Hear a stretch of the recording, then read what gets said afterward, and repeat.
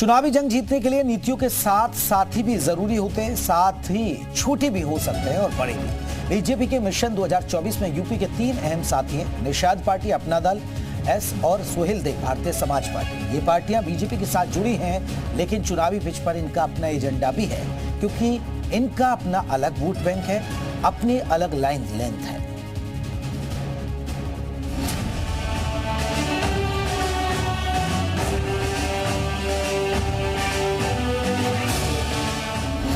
दो 2024 के चुनावी साथी, एक दिया तो एक बाती। पार्टियां पिच पर साथ, वोटों पर अलग बिसात। चुनाव में साथ मिलकर लड़ने वाली पार्टियां मंच पर तो साथ होती हैं, लेकिन जब जनता के बीच जाती हैं तो बात अलग हो जाती है।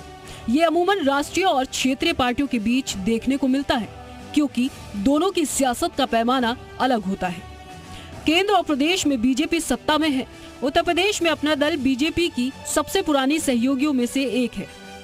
इस पार्टी का मुख्य आधार पूर्वांचल और अवध के इलाके के कुर्मियों में है। इसके प्रमुख अनुप्रिया पटेल मिर्जापुर की सांसद हैं। जातीय जनगणना पर बीजेपी भले ही चुप्पी साधे, लेकिन अपना दल एस, जिसका जनाधार पिछड़ा वर्ग है, वो जातीय जनगणना का खुलकर समर्थन करती है। पिछड़ों के कल्याण के लिए अल्पसंख्यक मंत्रालय की तर्ज पर पिछड़ा वर्ग कल्याण मंत्रालय की मांग करती है। इसके अलावा अखिल भारतीय न्यायिक सेवा का गठन हो, ताकि न्यायपालिका में भी दलित और पिछड़े वर्ग के होनहार युवाओं को जज बनने का मौका मिले। पिछले चुनावों और जीत से उत्साहित इस पार्टी का अब लक्ष्य प्रदेश के तीसरे नंबर की पार्टी से नंबर 1 पार्टी बनना है, जिसका इजहार पार्टी की राष्ट्रीय अध्यक्ष कर चुकी है। वहीं निषाद पार्टी बीजेपी भी प्रदेश में बीजेपी की सहयोगी है। ये पार्टी 2019 के लोकसभा चुनाव के वक्त से ही बीजेपी के साथ है। इस पार्टी की स्थापना डॉक्टर संजय निषाद ने की थी। साल 2017 का विधानसभा चुनाव इसने अकेले दम पर लड़ा था। इसे एक सीट पर सफलता मिली थी। संजय निषाद के बेटे प्रवीण निषाद ने 2018 में गोरखपुर संसदीय सीट पर हुआ उपचुनाव सपा के टिकट पर लड़कर जीता था, लेकिन 2019 के चुनाव के पहले निषाद पार्टी ने बीजेपी से समझौता कर लिया। इस पार्टी का आधार मुख्य तौर पर निषाद या मल्लाह जाति में माना जाता है। हाल ही में पार्टी ने अपना 8वां स्थापना दिवस मनाया था, जिसमें बीजेपी के भी दिग्गज शामिल हुए थे। लेकिन इस पार्टी के मुद्दे की बात करें तो इसके एजेंडे में मछुआ समाज के लिए आरक्षण की मांग है, जिसके लिए पार्टी ने जनसंपर्क अभियान चलाया। पूर्वी यूपी के साथ प्रदेश के 6 प्रांतों में संगठन विस्तार हुआ। श्रृंगवेरपुर धाम में बनी मस्जिद को पार्टी अवैध मानती है। निषाद पार्टी इसे निषाद राज का किला कहती है। बीजेपी के अहम साथियों में ओपी राजभर की पार्टी सुहेल देव भारतीय समाज पार्टी भी है, जो हाल ही में एनडीए में शामिल हुई है।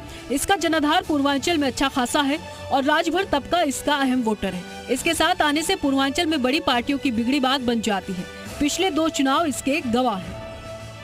कि सुहेल देव भारतीय समाज पार्टी का निर्माण ही अपने मुद्दों को लेकर होने का कार्य किया गया था, और सुहेल देव भारतीय समाज पार्टी आज एनडीए के गठबंधन में शामिल है। उसके बावजूद भी हमारी पार्टी के अपने मुद्दे हैं, जैसे उत्तर प्रदेश के अंदर जातिगत जनगणना होनी चाहिए, उत्तर प्रदेश के अंदर शराबबंदी होनी चाहिए, उत्तर प्रदेश में शिक्षा एक समान लागू होनी चाहिए, उत्तर प्रदेश में सामाजिक न्याय समिति की रिपोर्ट लागू होनी चाहिए, उत्तर प्रदेश में घरेलू बिजली का बिल माफ होना चाहिए। इन मुद्दों को लेकर सुहेल देव भारतीय समाज पार्टी का निर्माण किया गया। हालांकि सुबह सपा अध्यक्ष ओपी राजभर की जुबान और महत्वाकांक्षा हमेशा सहयोगी पार्टियों के लिए बड़ा सबब रही है। सुहेल देव भारतीय समाज पार्टी लगातार इन मुद्दों को लेकर जन जन के बीच में जाने का काम करती रहती है। समय समय पर हम बड़े बड़े आयोजन करते हैं, जनसभाओं करने के माध्यम से भी इन मुद्दों को जो है उठाने का काम करते रहते हैं।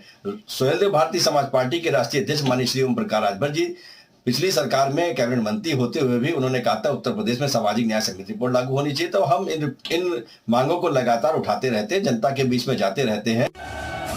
2024 के लोकसभा चुनाव को लेकर यूपी से बीजेपी को बहुत उम्मीदें हैं।